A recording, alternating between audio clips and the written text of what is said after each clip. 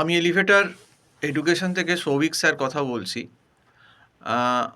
তোমরা জানোই যে ম্যাকআউটের এমবিএ ফার্স্ট সেমিস্টারের রুটিন বেরিয়ে গেছে।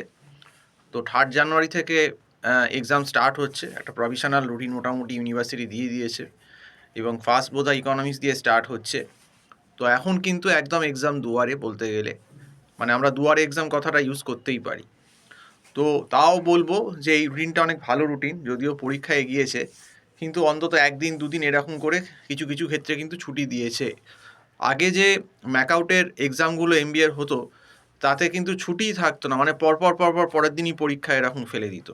তো সেই তুলনায় কিন্তু এবার রুটিনটা আমার মনে হয়েছে ব্যক্তিগতভাবে যে ভালো, এবং এখানে কিন্তু গ্যাপ গ্যাপ দিয়ে দিয়ে পরীক্ষা দিয়েছে। ওই জন্য পরীক্ষাটা 3 থেকে প্রায় 15 তারিখ অবধি, 15 জানুয়ারি অবধি, 3rd জানুয়ারি থেকে 15 জানুয়ারি অবধি চলছে। তো যাই হোক, প্রথমেই টাফ পেপার দিয়ে শুরু ইকোনমিক্স, এবং এই ইকোনমিক্সের ভেতর মাইক্রো এবং ম্যাক্রো ইকোনমিক্স পুরো আছে। এবং সত্যি কথা বলতে কি, এই এত বড় সিলেবাস যারা আমাদের ছাত্রছাত্রীরা যারা আমাদের কাছে পড়েছে তাদেরকে আমরা কাউকে 10 মাস ধরে তৈরি করেছি, কাউকে 4-5-6 মাস ধরে তৈরি করেছি। এই সিলেবাস অন্তত যদি 60% 70%ও করতে হয়, অন্তত মিনিমাম 5 থেকে 6 মাস সময় লাগে, এবং ভালোভাবে খুব ভালোভাবে যদি করতে হয় মোটামুটি 8-9 মাস সময় দেওয়া উচিত। তো যারা আমাদের কাছে এসেছেন এবং সময় দিয়েছেন, যে গার্জেন বা ছাত্রছাত্রীরা বুঝেছেন সিলেবাসের গুরুত্বটা, তো তারা অনেকটা এগিয়ে আছে। আর যারা আর কি সিলেবাসের গুরুত্ব বোঝেনি, যারা ওই পরীক্ষার 15 দিন 20 দিন 1 মাস আগে বই খুলছেন, তো তাদেরকে ওই টুকটাক থিওরি সাজেশান এইসব পড়েই যেতে হবে, কিন্তু হাই রিস্ক। মানে যে কোনো সময় কিন্তু ম্যাকআউটের এখন কিন্তু আমি বললাম না যে কোশ্চেনের ট্রেন্ড এখন চেঞ্জ হয়ে গেছে।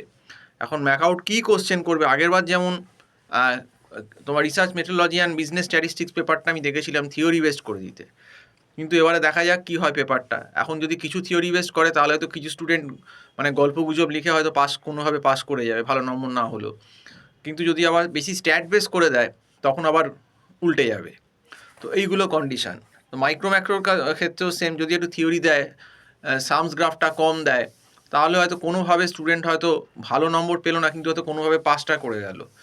কিন্তু আবার যদি মাইক্রো আর ম্যাক্রো ইকোনমিক্সেও যদি স্ট্যাট ডেরিভেশান গেল, মানে ডেরিভেশান দিল, গ্রাফ দিল, তার সামস দিল, তখন কিন্তু স্টুডেন্টের প্রবলেম হয়ে যাবে।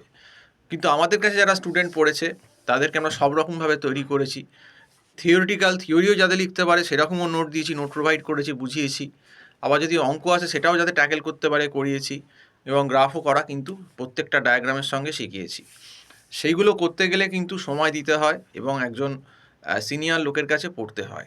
তো যাই হোক, তো ম্যাকআউটের এক্সাম নোটিশ তো বেরিয়েই গেছে, এবং তোমরা সবাই জানো যে ম্যাকআউটের এক্সামটা 3rd জানুয়ারি থেকে শুরু হচ্ছে। এবং এখন এবারেও যা শুনছি যে অত্যন্ত কড়া ইনভিজিলেশন প্রসেস থাকবে ম্যাকআউটের, এবং চট করে কেউ চিট বা এগুলো করতে পারবে না। আর আমি বলবো যে নিজে পরীক্ষা দেওয়াই ভালো, সে তুমি যতটুকুই পারো না কেন, অন্তত একটা এক্সামের ট্রান্সপারেন্সি ভেবেই পরীক্ষা দেওয়াটা ভালো। তো সেই জন্যে আমি বলছি সবাইকে যে তোমরা এখন সারাদিনই পড়াশুনো করো। এখন যে কটা দিন বেঁচে আছে, আজকে অলরেডি ভিডিওটা করছি, আজকে তোমার প্রায় 21 তারিখ, 21 ডিসেম্বর হয়ে গেল। তো তোমরা পড়াশুনো করো। এইবারটা তোমাদের আর ক্রিসমাস আর হ্যাপি নিউ ইয়ার আর কি উদযাপন করা হলো না। তো যাই হোক, তো যেহেতু পরীক্ষাটা এবারে একদম জানুয়ারির প্রথমেই দিয়ে দিয়েছে, কিছু করার নেই, আমাদেরকে পড়াশুনোই করতে হবে।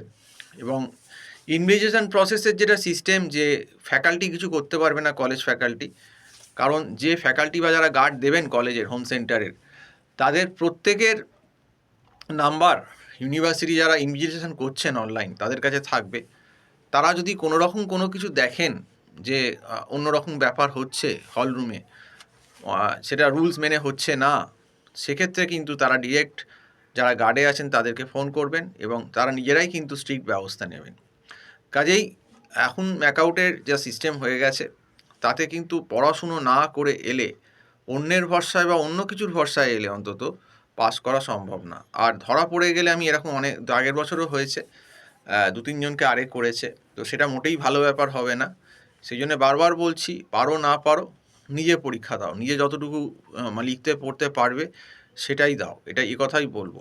এবং আজকে এই যে ম্যাকআউটের যে এমবিএ ফার্স্ট সেম 2025-এর যে সতর্কবাণী, এটা আমরা প্রায় 10 মাস 1 বছর ধরে দিয়ে আসছি, এবার যারা এটাকে মনে করেছে যে আমাদের সতর্কবাণীটাকে শুনেছেন তাদের পক্ষেই লাভজনক, আর যারা সতর্কবাণীটা শোনেননি, মনে হয়েছে যে আমরা এখানে গল্প করতে এসেছি, বাজে কথা বলছেন, তারা নিশ্চয়ই এবার পরীক্ষা দিতে গিয়ে জানুয়ারি মাসে যখন 3 জানুয়ারি থেকে এক্সামটা দেবেন অফলাইন এবং ম্যাকআউটের ইনভিটেশন প্রসেসে পরীক্ষাটা দেবে, তখন নিশ্চয়ই বুঝতে পারবে যে আমরা কথাগুলো কেন বারবার বলছিলাম। বিশেষ করে যে সমস্ত ছাত্রছাত্রীরা আর্টস ব্যাকগ্রাউন্ড থেকে এসেছে বা অন্য সায়েন্স, যারা ইকোনমি, স্ট্যাট এগুলো কিছুই জানেন না, ল, অ্যাকাউন্টস, তো তাদের ক্ষেত্রে খুব মুশকিল যদি আগে থেকে না পড়ে। একই কথা বলবো সেকেন্ড সেমে, যারা ফার্স্ট সেমে এই ভুলটা করেছো, ক্যাজুয়াল ছিলে, তারা কিন্তু সেকেন্ড সেমে এই ভুল করো না, কারণ সেকেন্ড সেম কিন্তু আরও ভয়ানক। সেখানে কিন্তু operation research, operation management, financial management, MIS, এরকম ভারী ভারী পেপারগুলো কিন্তু আছে, এবং সেকেন্ড সেমও তোমাদের বোধহয় সম্ভবত মে 26, 27 বা 28 তারিখে শুরু হয়ে যাবে। মানে তোমরা মেরে কেটে হয়তো 4 মাস সময় পাবে, 4 মাসও হয়তো সময় কোনো রকমে হবে এত বড় সিলেবাসের জন্য। তো যাই হোক, সবাইকে এক্সামের শুভেচ্ছা জানাচ্ছি। সবাই এক্সাম ভালো করে দাও এবং যতটা পারো নিজেরা চেষ্টা করো, এটাই বলবো। তো এই অবধি বলেই আজকে শেষ করছি। সম্পূর্ণ ভিডিওটা দেখার জন্য অসংখ্য ধন্যবাদ। নমস্কার।